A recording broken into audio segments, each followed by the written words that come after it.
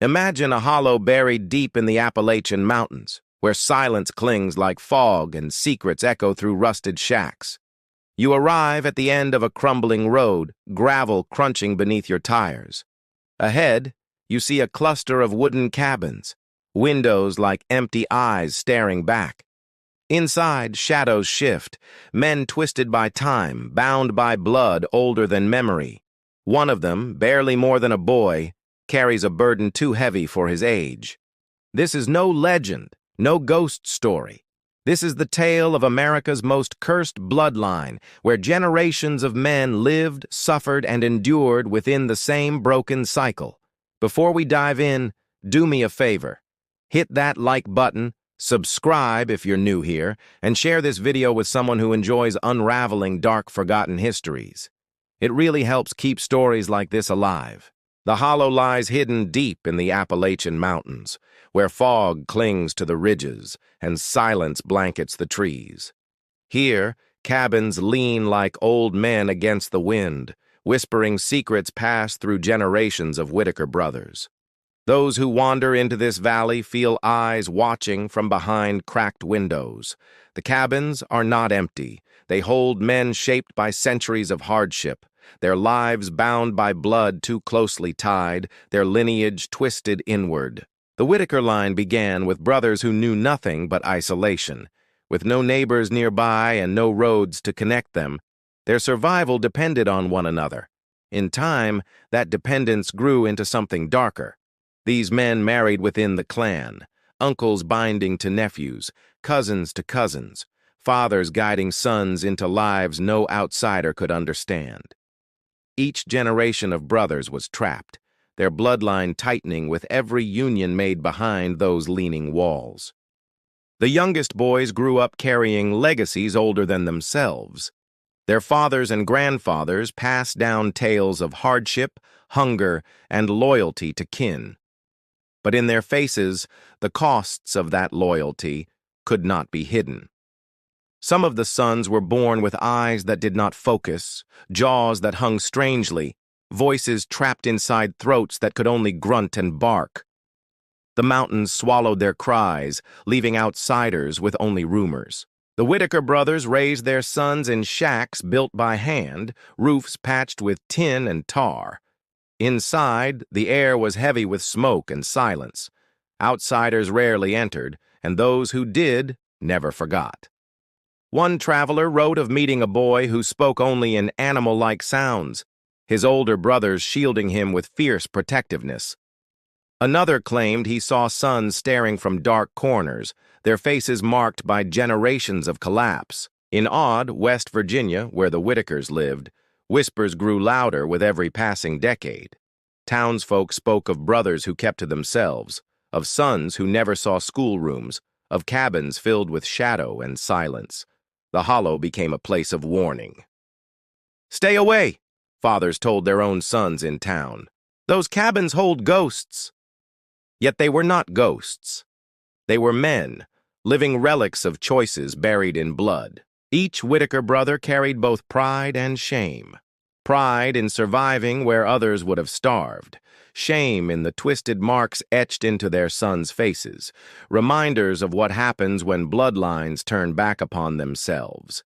Some outsiders brought cameras, hoping to capture the men as curiosities. They filmed brothers sitting on porches, sons rocking back and forth, uncles glancing suspiciously from doorways. What they saw was not spectacle, but suffering. Yet even in the suffering, there was loyalty. Brothers held tightly to one another, shielding weaker sons from strangers' stares. Fathers defended their homes against questions they did not wish to answer. In their silence, love still flickered. The isolation that shaped them was not entirely chosen. Poverty had chained these men to the mountains. Work was scarce, coal mines closed, and leaving meant abandoning brothers who could not survive without them. So, they stayed. Over generations, the Whitaker men became both legend and warning. Their cabins were spoken of in hushed tones, a place where sons grew into fathers without ever leaving the hollow, where bloodlines folded inward like collapsing timber. The mountains kept their secrets, but the Whitakers could not hide forever. Court records began to appear, investigators drawn by rumors too loud to ignore. Behind each document was a story of brothers, fathers, and sons entwined by silence. The hollow is still there today. The cabins stand like crooked teeth, guarding men whose lives are bound to a past they never chose. Their story is not finished. It lingers, a shadow carved into Appalachia. As night falls over the hollow, you can almost hear them. Sons humming tunelessly on porches, brothers muttering in low voices, fathers pacing inside creaking shacks. The Whitaker men remain. A bloodline bound, a warning carved in flesh. The Whitaker bloodline's roots trace back to the late 19th century, when two identical brothers were born into hardship. These brothers, Henry and John, grew up in Appalachian backwoods where survival demanded unbreakable loyalty to kin. Henry became a father early, guiding his sons through endless labor, chopping timber and hauling stone. John followed, raising his own sons in cabins built by hand, walls thin against the cold Appalachian winds. Though separate households, the brothers remained inseparable. Their sons played together in streams, learned to swing axes side by side, and shared the burdens of hunger. Outsiders rarely approached, leaving these boys to form their own world. As the years passed, bonds between the households deepened. Sons became not just cousins, but brothers in every sense, eating from the same pot, sleeping under the same roof when storms battered the valley. When hardship struck, loyalty tightened. A cousin fell sick, his uncle nursed him until breath faded. Another boy broke his arm in the woods, and his brothers fashioned splints from branches, carrying him home together. But survival had a price. Without connections to towns or neighbors, the Whitakers' choices narrowed. Sons grew into men with few paths forward. Marriage outside the hollow meant abandoning brothers, a betrayal unthinkable in their world. In time, the lines blurred. Cousins became as close as brothers, uncles as fathers, bonds layered upon bonds. Their blood ran thick, circling back upon itself, forging a lineage that could not escape its own shadow. The first unions of cousins marked a turning point. Sons born of these bonds carried the unmistakable echo of repetition. Outsiders might have called it mistake, but inside the hollow, it was seen as survival. Whispers in town grew louder. Men at the general store spoke of Whitaker sons who looked different, walked strangely, or spoke in broken tones. Yet few dared confront the brothers themselves, whose loyalty made them unyielding. Henry's sons became fathers, and John's sons followed. Each generation mirrored the one before, cabins filling with more boys, more uncles, more brothers. The family tree twisted like a rope, tighter with each passing decade. The hollow became a fortress of men, each cabin ruled by fathers who commanded respect. Sons obeyed without question, brothers worked side by side, and uncles offered guidance forged by years of hardship. Outsiders saw only strangeness, but within there was a rhythm. Boys grew into men under their father's watch, learning to hunt, to mend cabins, to defend brothers. Bonds of blood were the only law that mattered. Yet beneath that rhythm lay a burden. Sons carried genetic shadows, faces marked by deformities, minds trapped in simplicity. Brothers shielded them, but whispers could not be silenced. The cost of loyalty was etched in bone. Despite flaws, the Whitaker men endured. Fathers pushed their sons into the woods to gather wood. Uncles showed them how to trap game. Brothers worked fields until their hands blistered. Life went on, bound by necessity. The Appalachian hills were both prison and protector. They kept outsiders away, but they also trapped generations of Whitakers inside. The mountains whispered with every wind, remain together or perish alone. The men chose togetherness. Stories of the earliest Whitakers reveal a paradox. These men were proud of their endurance, yet haunted by what it created. Each new son was both a blessing and a reminder of the bloodline's tightening grip. By the dawn of the 20th century, the Whitakers had already become legend, not through wealth or triumph, but through the strange, unbreakable bonds of men who chose kin over everything else, regardless of the cost. Their beginning was not an ending. It was a chain, one link after another, forged by brothers, fathers, sons, and uncles who could not or would not break free. That chain still rattles through Appalachia today. The sons of the Whitaker line grew in cabins where silence pressed against the walls. Words were scarce, grunts and stares replacing conversations. Brothers communicated through gestures, fathers through stern looks, and uncles through weary nods. Some of the boys never spoke clearly. Their voices caught in throats, leaving only sounds that echoed through the hollow like the calls of distant animals. Brothers translated for them, understanding what outsiders never could. Days began with fathers waking their sons at dawn. They split wood, carried water, hunted small game. Their lives were routine, cycles of survival repeating endlessly beneath the shadow of mountains that never changed. Inside the cabins, silence deepened. Nights were long, lit by dim lanterns. Sons stared into firelight, rocking quietly. Brothers shared beds to keep warm, while fathers watched from chairs, their faces unreadable in flickering shadows. The youngest sons grew up copying the older ones. They learned to grunt instead of speak, to move cautiously around outsiders, to hide their strange features from strangers who stared too long. Silence became inherited, passed down. When outsiders came, the men reacted with suspicion. Sons retreated into corners, brothers stood shoulder to shoulder, fathers blocked doorways. Their silence wasn't weakness. It was a defense, a wall higher than any built of stone. Occasionally, a traveling worker or county man arrived, curious about the Whitakers. They left unsettled. One recalled how a boy only barked like a dog, while his older brothers watched in protective silence. The hollow itself absorbed sound. Leaves muffled footsteps, wind whispered but never roared. It was as though the land conspired with the Whitakers, protecting their secrecy by swallowing words before they traveled beyond the trees. Sons learned to live without books, without lessons. Their teachers were fathers and uncles who taught through labor. Each boy was handed an axe before a pencil, a trap before a chalkboard. Silence filled the gap. When one of the brothers fell ill, silence grew heavier. The other sat with him, no words exchanged, only the sound of shallow breathing. Death passed quietly here, just as life did. Silence became their language. A tilt of the head meant caution. A stomp of the foot warned danger. A low grunt from one son could summon brothers to action faster than any shouted command.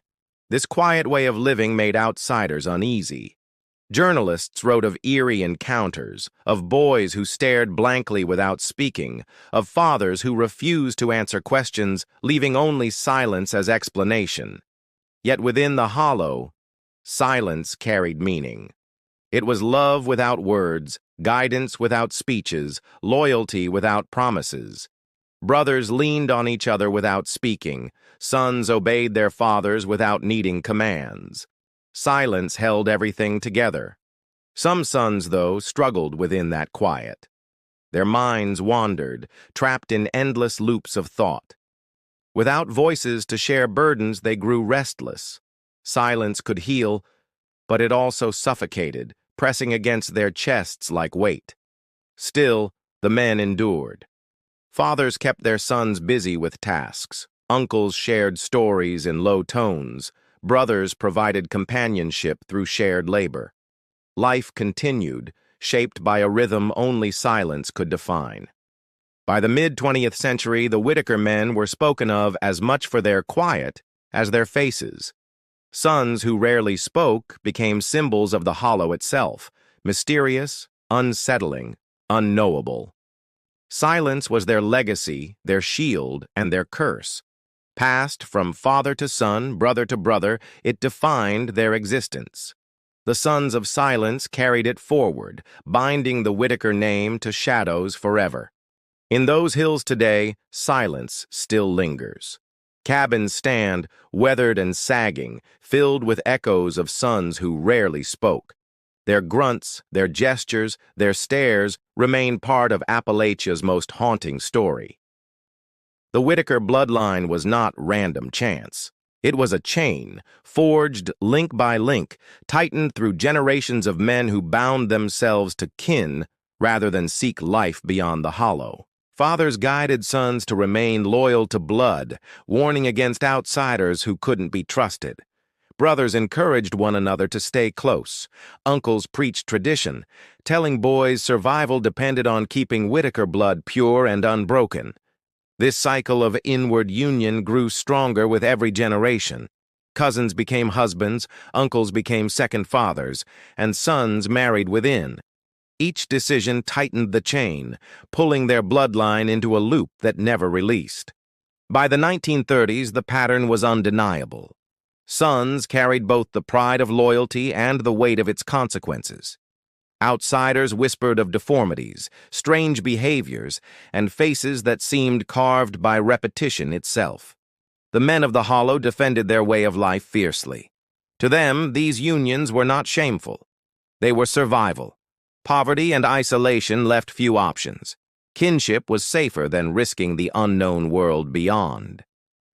But safety came at a terrible cost. Sons were born with eyes misaligned, jaws malformed, minds slowed. Brothers protected them, fathers guided them, uncles provided care. Still, the truth echoed in every glance. Blood carried scars. Medical men who examined the Whitakers noted conditions like cleft palates, fused eyelids, and profound developmental delays. These weren't isolated accidents. They were signatures of a bloodline shackled by its own choices. Some sons grew nearly mute, their voices trapped. Others struggled to walk, stumbling as brothers caught them by the arms. Uncles whispered of fate, but the pattern was clear. The bloodline had shackled itself. In court records from the mid-20th century, the cycle appeared again and again. A boy scarcely grown became a father, his own cousin the other half of the bond. The chain tightened further. Whispers in town grew darker. Men spoke in hushed tones about Whitaker cabins, where sons became fathers too soon, where the cycle of inbreeding repeated until no branch of the family tree stretched outward anymore. Still, inside the hollow, loyalty reigned. Fathers reminded their sons, blood before all. Brothers swore never to abandon one another. Uncles sacrificed futures for tradition. It was a creed that shackled them tighter each year. The mountains bore witness. Valleys echoed with the grunts of sons who could not speak, the cries of boys born broken. The land itself seemed to groan under the weight of their repeating blood. Outsiders called it curse, but to the Whitaker men it was heritage. Their bloodline, though scarred, defined who they were. To abandon it meant abandoning brothers, betraying fathers, severing ties that had endured generations. And so the pattern continued. Each generation grew up under shackled blood, destined to carry it forward. Sons inherited both the loyalty of their fathers and the scars etched into their bodies. The Whitakers became a living paradox. Fierce devotion to kin ensured survival, yet that same devotion created decline. Shackled bloodlines chained them in place, tightening until there was no distinction between father, brother, and son. By the 1960s, the Hollow's reputation spread beyond the county. Journalists, social workers, and curious travelers whispered of men born from the same blood, repeating the same cycle, paying the price for choices long past. The Whitakers endured, bound by unbreakable ties. Their shackled bloodlines became both their identity and their prison. Fathers, sons, brothers, and uncles carried the burden together, never breaking free, never escaping the shadow of their own legacy. The chain rattles still.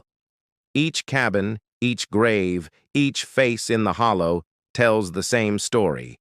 blood that bound too tightly, shackled generations of men to a fate they could never outrun.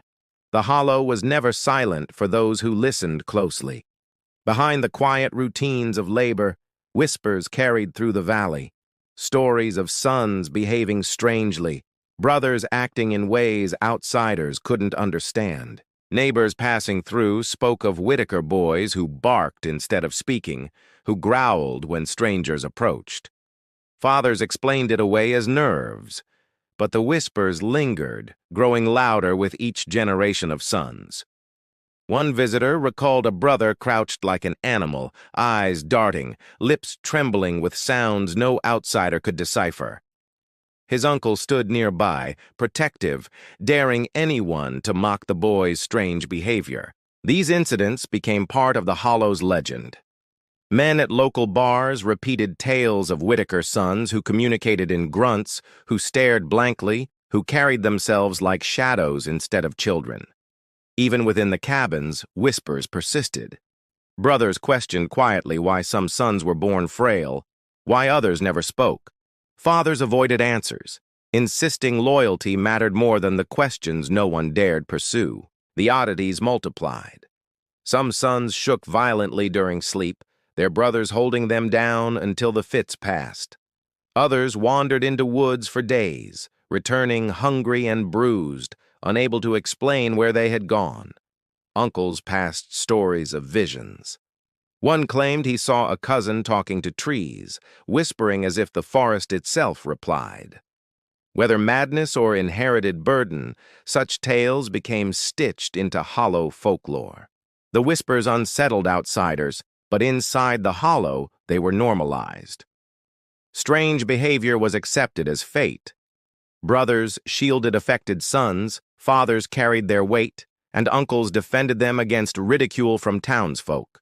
Medical men described it clinically: genetic decline, inbreeding depression, recessive disorders. But to the Whitakers, it was simply who they were. Whispers weren't explanations.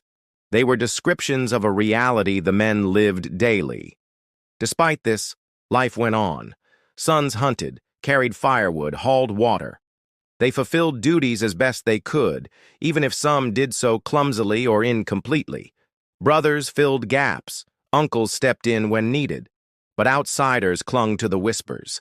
They became myths, told to frighten boys into avoiding the hollow. "Don't wander too close," fathers warned. "You'll hear the Whitakers muttering in tongues not meant for men." Some of the sons leaned into the legends. A grunt became a growl, a blank stare turned threatening. Brothers would laugh quietly afterward, amused that outsiders feared them without truly knowing them. Yet not all whispers were harmless. Court records revealed darker truths. Sons accused of taking advantage of cousins, of repeating cycles that blurred every boundary. These whispers cut deeper, staining the family's reputation irreparably. The hollow itself seemed complicit. Fog rolled in heavy, carrying sounds further than they should. A grunt from one shack could be heard in another, fueling suspicion that the land itself whispered their secrets. Generations grew under this shadow. Sons born into silence inherited the whispers automatically. Brothers carried reputations they had not earned, while fathers bore the weight of questions they could not answer honestly. The whispers became chains, binding the Whitakers even tighter than blood. Every grunt, every strange gesture, every court document reinforced the same story: that the hollow itself produced men unlike anywhere else. To walk through odd West Virginia was to hear the whispers carried on every breeze. The Whitakers could not silence them, nor could they escape. The hollow spoke louder than their voices ever could. And still within those cabins, loyalty prevailed. Brothers held together, fathers protected sons, uncles shielded kin. The whispers defined them, but the men endured, living shadows of Appalachia's darkest legends, bound to their hollow forever. The Whitaker cabins were more than wood and nails. They were fortresses built from silence. Inside those walls, fathers raised sons, brothers shielded one another, and uncles guarded traditions too heavy for outsiders to comprehend. Light rarely reached fully into the rooms. Shutters stayed closed, boards covered cracks, and lanterns flickered weakly. Shadows stretched across walls like permanent residents, enveloping the suns who grew beneath their dim, uncertain glow. Each cabin echoed with groans of sagging beams and whispers of generations past. Grandfathers had died in these rooms, fathers had been born here, sons had been raised without ever stepping far beyond the hollow. The cabins were crowded, filled with cots, smoke-stained ceilings, and tools scattered on floors. Brothers slept beside one another, their breaths in rhythm. Fathers watched over them like sentinels, ensuring no outsider ever intruded on their domain. The men lived in constant awareness of being observed. Outsiders came with cameras, stepping through broken doors. Brothers retreated into corners, sons stared blankly, fathers glared silently. The cabins became both home and spectacle, a cage disguised as shelter. Inside, rules were unspoken yet absolute. Fathers sat at the head of tables, sons obeyed orders without hesitation, and brothers followed hierarchy. Defiance was rare, for the cabins themselves seemed to punish rebellion with suffocating weight. Uncles served as second fathers. They filled the gaps when brothers faltered, teaching survival, mending walls, repairing traps. Their presence was constant, shadows moving among shadows, indistinguishable at times from the fathers themselves. Evenings carried a rhythm. Fires crackled in iron stoves, sons huddled under blankets, brothers whispered in low tones, fathers smoked quietly.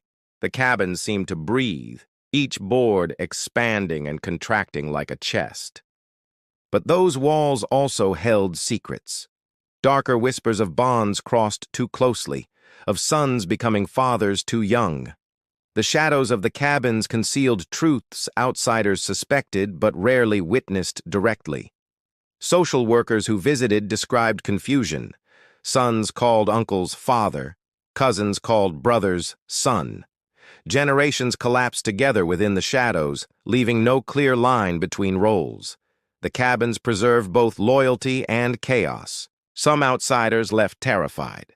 They described the stench of mildew, the sight of boys who barked at intruders, the glares of older brothers who refused to speak.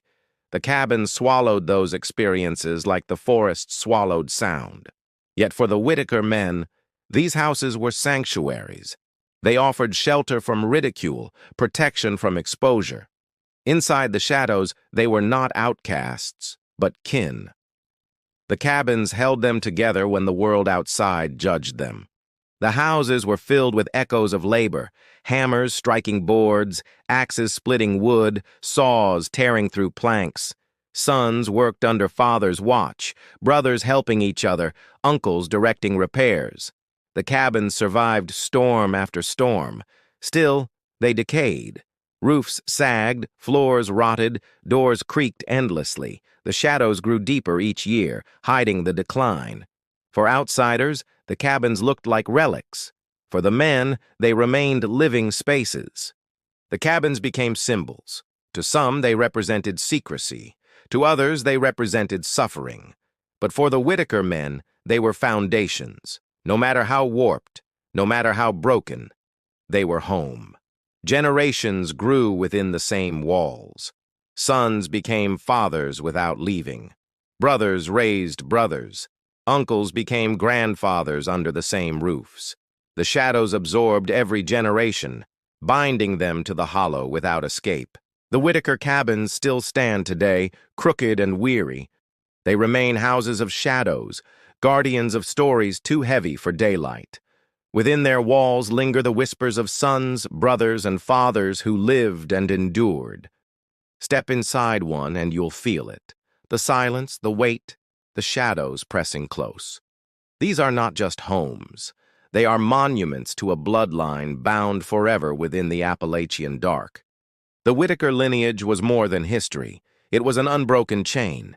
Each generation of fathers, sons, brothers, and uncles carried forward traditions, scars, and silence, binding themselves to a cycle that refused to break. Court records revealed fragments of this chain. A boy barely into adolescence became a father. His cousin was the other half of the bond. Judges read the files in disbelief, but the pattern never stopped. Investigators noted recurring names.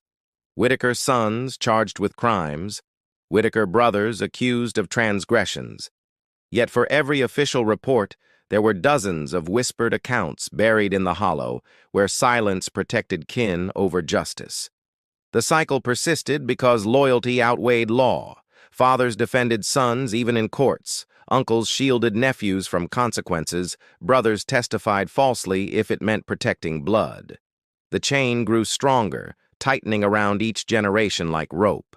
Sons carried inherited burdens. Some walked with unsteady steps, others barked instead of speaking. Many stared blankly at outsiders. Each represented another link, forged by choices made long before, carried into lives they never chose. Outsiders saw tragedy. Inside, the men saw endurance. Fathers believed their line had survived famine, poverty, and ridicule. To abandon it, even in decline, was to dishonor every Whitaker buried in the Appalachian earth. Grandfathers became storytellers of pride. They reminded sons how brothers had survived harsh winters, how uncles had fought off intruders, how loyalty kept them alive. Yet beneath these stories lay unspoken truths of what loyalty had cost. The hollow became a crucible. Generations of men were poured into it, each melted and reshaped by the same fire. What emerged was not new metal, but the same shape, hardened by repetition. Some outsiders tried to intervene. Social workers filed reports, journalists filmed documentaries, doctors issued warnings. Yet the Whitaker men remained. Their cabins were walls against intrusion, their loyalty stronger than laws or medical advice. The unbroken chain wasn't simply genetic, it was cultural. Sons obeyed because fathers commanded. Brothers stayed because leaving meant betrayal. Uncles enforced rules that no outsider could understand. The cycle was as much choice as fate. Each link of the chain bore weight. A son who could not speak.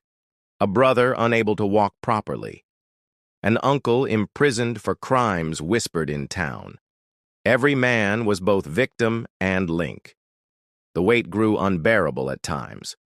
Some brothers drank heavily, their silence breaking into shouts in the night. Others wandered into woods, disappearing for days. Yet the chain always pulled them back to the cabins. Fathers reminded their sons, blood doesn't break.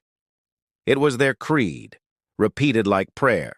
Even when courts intervened, even when outsiders judged them, the men clung to their chain, convinced it was all they had. The hollow itself seemed forged from that chain. Paths wound in circles, cabins stood in clusters, mountains walled them in. Sons could walk their entire lives without leaving the shadow of their own ancestry. Outsiders called it a curse. But to the Whitakers, it was identity. The chain was not broken because it was never meant to break. It was a legacy, twisted yet binding, endured by every son. The 20th century ended, yet the chain endured. New sons were born carrying the same marks, the same silence, the same burdens. The cycle stretched further, reaching into a new century without pause. Each Whitaker man, whether grunting from a porch or glaring at a stranger, was proof of the unbroken chain. Every glance, every scar, every silence was another link forged in Appalachia's shadow. The chain rattles still. In the hollow today, you can feel it. A weight in the air, a silence in the trees, a presence in the cabins. The unbroken chain remains unyielding. The Whitaker story is more than family history. It is a warning carved into the hills. Generations of fathers, sons, brothers, and uncles bore scars that told outsiders what happens when bloodlines coil too tightly. The cabins, weathered and crooked, stand as monuments. Each board whispers of fathers who defended silence, brothers who carried burdens, sons who endured ridicule, and uncles who upheld traditions, even when those traditions bred endless suffering. To walk the hollow today is to feel ghosts of the living. Sons rocking on porches, brothers glaring from doorways, fathers pacing inside dark rooms, all remnants of a bloodline refusing to vanish. Their existence unsettles outsiders, yet it also demands reflection. These men are not myths or monsters. They are reminders of what neglect, poverty, and blind loyalty can create when isolation becomes both shield and prison. The Whitakers endured because they had no choice. Fathers clung to sons, brothers clung to brothers, uncles clung to nephews. Loyalty preserved them, but it also doomed them. Their story is paradox. Survival turned into suffering. Doctors called it inbreeding depression. Courts called it abuse. Journalists called it tragedy. But within the hollow, the men called it family, a word twisted by circumstance, yet binding enough to outweigh every outsider judgment. The warning is not about deformity alone. It is about silence. Generations of Whitaker men chose not to speak of their scars, their secrets, their crimes. That silence allowed the chain to endure unchecked. Every grunt, every bark, every blank stare was more than behavior. It was language born of isolation, a voice of a bloodline trapped in itself. Outsiders misread it, but within, it carried heavy meaning. The hollow became a mirror of forgotten America. While cities advanced, these men remained locked in cabins, cut off from opportunity. Poverty forged the chain as much as loyalty did, binding the Whitakers to endless repetition. To see them is to confront what society abandons. Sons born into cycles they never chose, brothers mocked for conditions they couldn't control, fathers judged harshly by outsiders who never understood the weight of Appalachian poverty. The Whitakers force us to question complicity. How many uncles looked away from truths they knew? How many neighbors stayed silent? How many officials filed papers, then moved on? Silence enabled as much as blood. And yet, even within the tragedy, there is humanity. Brothers laugh together in brief moments. Fathers hold sons protectively. Uncles share food with pride. These fragments remind us that even in brokenness, life clings stubbornly to dignity. The warning extends beyond odd West Virginia. It asks us what other hollows exist unseen. How many forgotten valleys hide sons who suffer because poverty and neglect leave them no path but silence? Generations later, the Whitakers remain. Sons still wander those yards. Brothers still linger on porches. Fathers still guard cabins. The cycle has not vanished. It lingers, as though the mountains themselves demand its continuation. Their story is unsettling because it blurs lines between victim and perpetrator. Each Whitaker man is both, bound by blood to cycles he didn't choose, yet participating in silence that ensures the cycles continue. The warning from the hills is simple. Isolation breeds shadows. Left unchecked, those shadows grow into legacies that warp bodies and break minds. The Whitaker chain is not unique. It is simply visible. To hear their story is to inherit responsibility. Ignoring it means allowing other chains to rattle unseen. Acknowledging it means confronting poverty, silence, and neglect wherever they live. That is the true warning of Appalachia. As the fog closes over the hollow, the cabins fade into silhouettes, but the warning remains. The Whitakers endure, and their story echoes like iron links clanging in the dark, a chain never broken.